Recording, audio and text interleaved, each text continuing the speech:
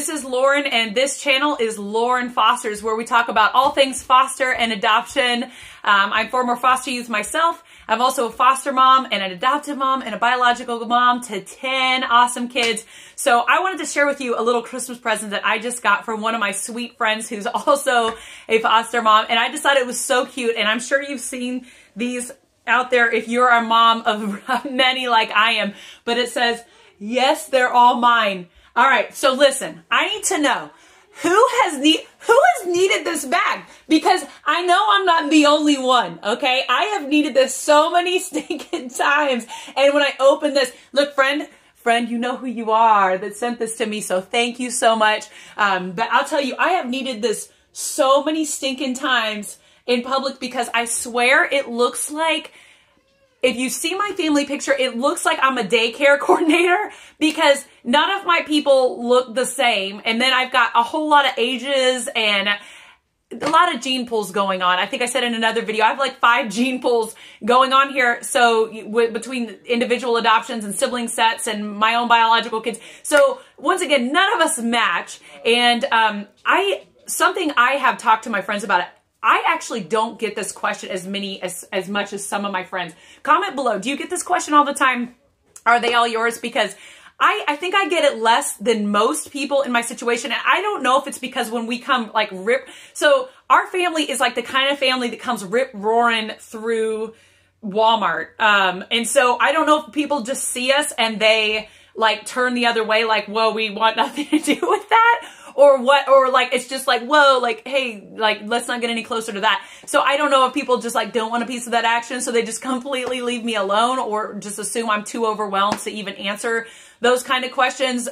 Because we are not the kind of family that goes to like, you know, a grocery store and just like sweetly, like they hold onto the cart, like, yes, ma'am. Like, I wish I had those kids sometimes, but I am so glad I have the kids I have, and I love them to pieces with their crazy and all. So rip roaring through Walmart and all. But I do have friends that have told me that they get all kinds of crazy comments. So I'm going to talk a little bit about that for just a minute. Are they all mine? Of course they're all mine. You don't need to say more than that. I mean, you could just say, yeah. You know what I mean? So I will say there's a difference between, I don't think I take it as personally as some people I've met and some people I've communicated with through Facebook and other things. I don't get super offended. When people ask me questions, here's what I see it as. I see it as an awesome opportunity to talk about the foster and adoption world. Like, I don't get offended. Like, why did you say that in front of my kids? Now, I don't know. I think we all take different methods on adoption, that kind of thing, and the conversation and the narrative on that in our homes.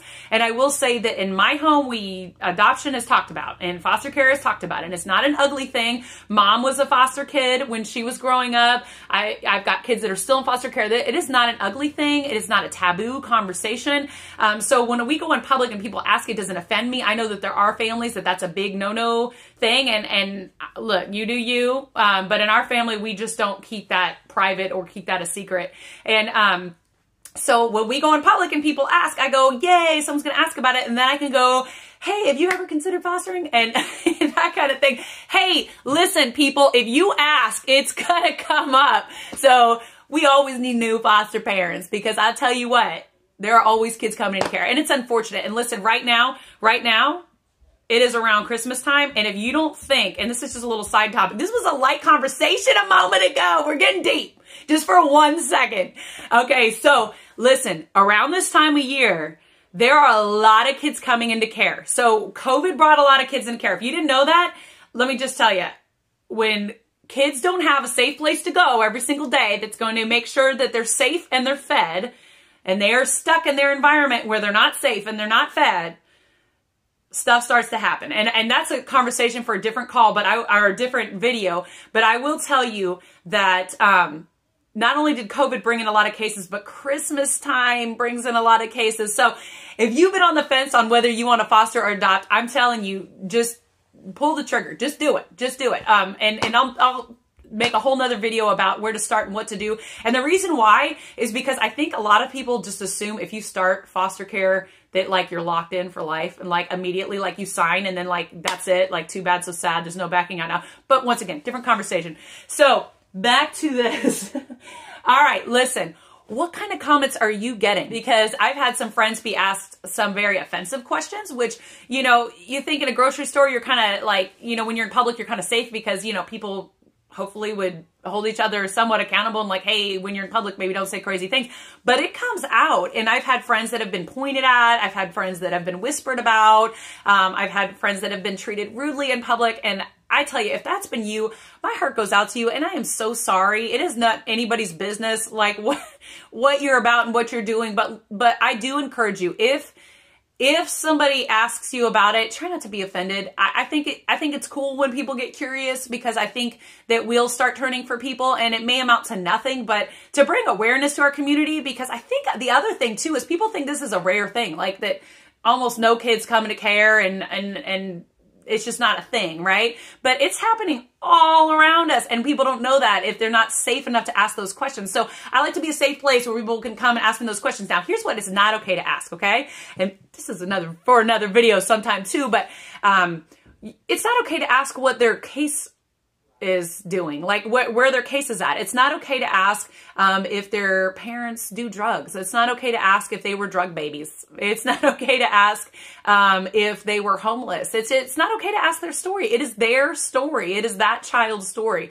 So that child's story stays safe with foster mom and foster dad, or adoptive mom and adoptive dad, and it's not your story to have. So so that's okay. I think it's okay to say, hey, like, I can't answer that. That's too personal. Draw the line and have those boundaries, and maybe even plan ahead of time what you're going to say, because it will come up. I think the most awkward situation that we have ever had as foster parents. So my husband's in the military, and we went to a military gathering. I think it was a Christmas thing several years ago. At the time, we had 3 biological children, and we had a sibling set of 3. And our biological children and our foster kids couldn't have looked more different, okay? Night and day, okay? And it wasn't like there were 3 that looked one way and then next were 3 that looked another way from an age standpoint, right? They were more like mixed up as far as like, this one looked this way. And I say it like that because I could see when we walked in, wheels were turning, like, how is this like previous marriage stuff? Like, what's the deal on this, right?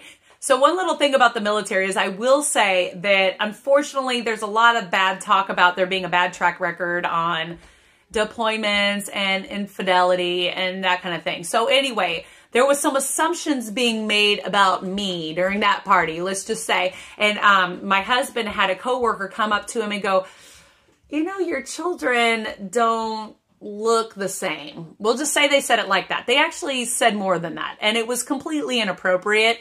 And my husband thankfully took it with a big sense of humor and laughed it off and was like, dude, I'm a foster dad. Of course they don't. And like, are you freaking kidding me? But, you know, and we all had a good laugh later. But that's the thing. When people don't know your story and they don't realize that, you know, this is actually more common than people realize, a lot of assumptions go around. So I'm not saying that it's not your problem to squash foster mom and foster dad. If people want to talk, let them talk. And if people want to stare, let them stare. But I will say, this is a question, once again, I get asked all the time. So yes, world, they are all mine. And I love every single one of them. So, and you know what? And another thing is I've had family come visit, and then we've had 2 more from the last time they came and visit. So it's a valid question. It is a valid question. And yes, they're all mine. So anyway, that's all I've got today. Thank you so much for joining me today. You all have a great rest of your day. And yeah, world, they're all mine. They're all mine.